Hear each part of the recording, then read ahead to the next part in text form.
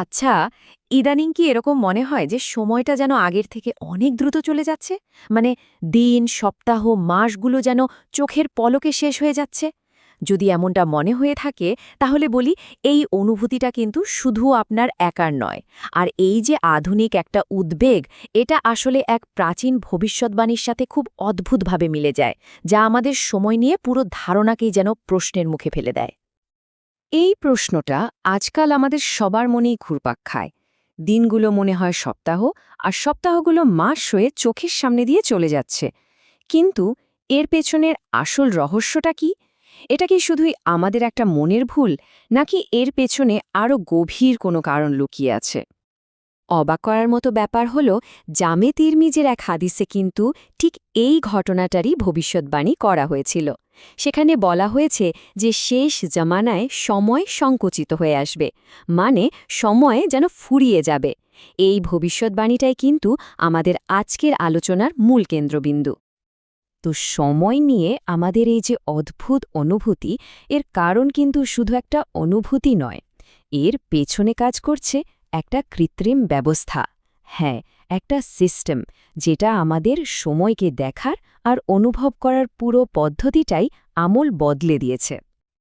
আর সেই সিস্টেমটা আর কিছুই না, ওটা হলো গ্রেগোরিয়ান ক্যালেন্ডার। আমরা প্রতিদিন যে ক্যালেন্ডারটা ব্যবহার করি, তার ইতিহাসের গভীরে এমন কিছু ব্যাপার লুকিয়ে আছে যা আমাদেরকে সময়ের যে প্রাকৃতিক ছন্দ, তার থেকে অনেকটাই বিচ্ছিন্ন করে দিয়েছে। সবচেয়ে অবাক করার মতো বিষয় কি জানেন? এই যে গ্রেগরিয়ান ক্যালেন্ডার, এটা কিন্তু সময়কে সঠিকভাবে মাপার জন্য তৈরিই হয়নি। এর মূল উদ্দেশ্য ছিল একটা ধর্মীয় উৎসব, মানে ইস্টারের তারিখটা ঠিক করা। তার মানে এটার ভিত্তি কিন্তু বৈজ্ঞানিক নয়, বরং ধর্মীয়। আর এটা দেখলেই বোঝা যায় যে এই ক্যালেন্ডারটা কতটা খামখেয়ালি। দেখুন, ল্যাটিন ভাষায় সেপ্টেম মানে হলো ৭, কিন্তু সেপ্টেম্বর মাস হলো বছরের নবম মাস। অক্টা মানে ৮, কিন্তু অক্টোবর হলো দশম। নামের সাথে মাসের অবস্থানের এই যে কোনো মিলই নেই, এটাই প্রমাণ করে যে এটা মানুষের তৈরি একটা ত্রুটিপূর্ণ ব্যবস্থা।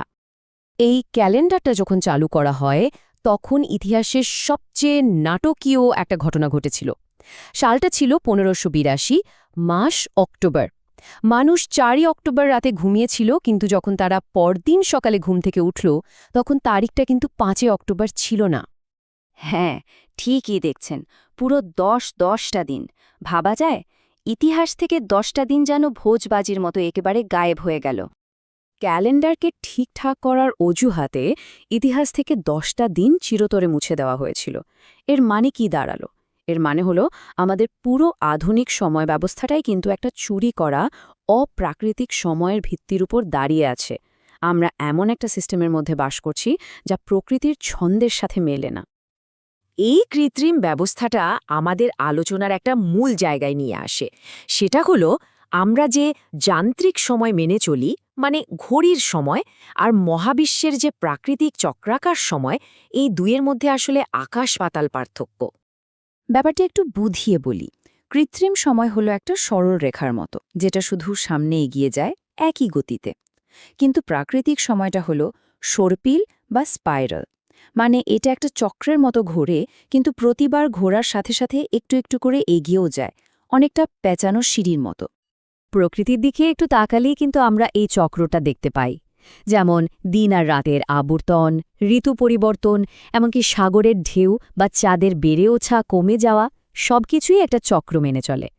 প্রত্যেকটা চক্রই ফিরে ফিরে আসে, কিন্তু প্রতিবারই তা একটু অন্যরকম হয়, ঠিক ওই সর্পিল সিঁড়ির মতোই, যা চক্রাকারে ঘুরতে ঘুরতে ওপরের দিকে ওঠে। সুতরাং আসল কথাটা হলো, আমাদের সময়ের ধারণাটা কিন্তু মতলক বা অ্যাবসলিউট নয়। একটা দারুণ উদাহরণ দিই। একটা মাছি প্রতি সেকেন্ডে প্রায় ২৫০টা ছবি বা ফ্রেম দেখতে পায়।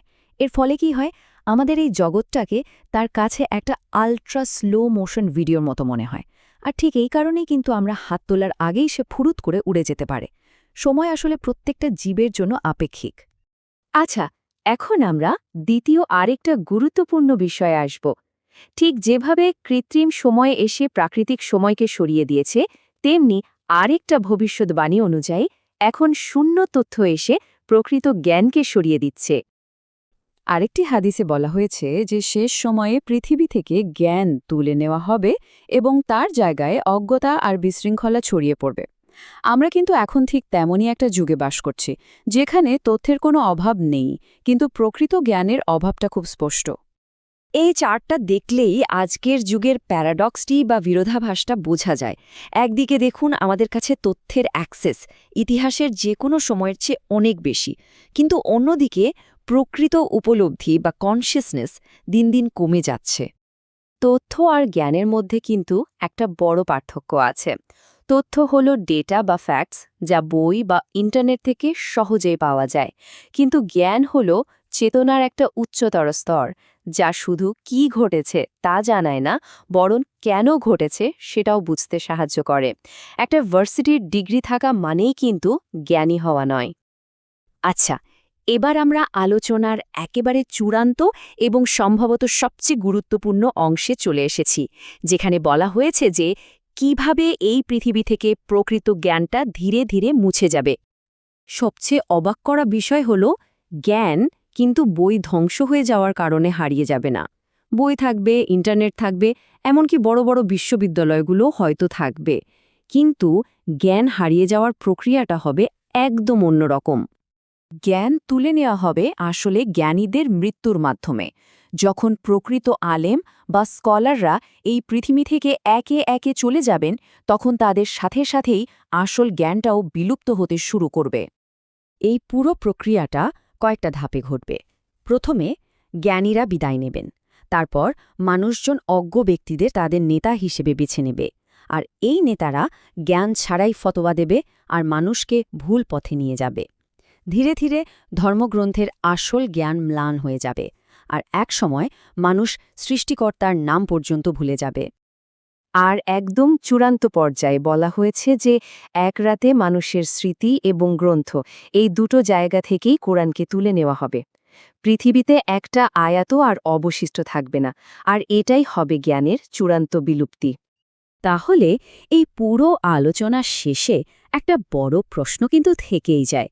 যদি আমাদের সময় এবং জ্ঞানের মতো এত মৌলিক জিনিসগুলো কৃত্রিম ব্যবস্থার উপর দাঁড়িয়ে থাকে, তাহলে আমাদের এই আধুনিক জীবনে আর কোন কোন জিনিসগুলো আসলে এক একটা ভ্রম বা ইলিউশন?